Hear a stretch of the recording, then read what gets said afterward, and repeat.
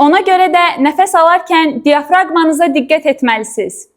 Ağzınızdan dür tökülsə belə, əgər danışanda səs tonunuz çox ucadandırsa, qarşı tərəf üçün nitqiniz yorucu olacaq. Hətta sizi dinləməkdən bezəcəklər. Bəzən tələbələrimiz bizdən soruşurlar ki, ümumiyyətlə danışanda səs tonumuz necə olmalıdır? Səs tonunuz danışdığınız məkanın ölçüsü, dinləyici sayı və kənar səslərin olub-olmaması kimi faktorlardan asılı olaraq dəyişir. Bəlkə də hazırda çalışdığınız iş mühitiniz, peşəniz sizi daha yüksək səs tonunda danışmağa məcbur edib və zamanla bu nitqinizdə vərdiş alınıb.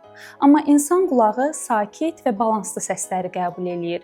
Yüksək səs tonunda danışmaq isə qarşı tərəf üçün aqressiya, gərginlik, hətta əsəb də yarada bilir.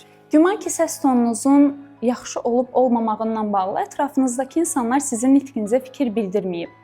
Bəlkə siz özünüz də bunun fərqinə varmamısınız.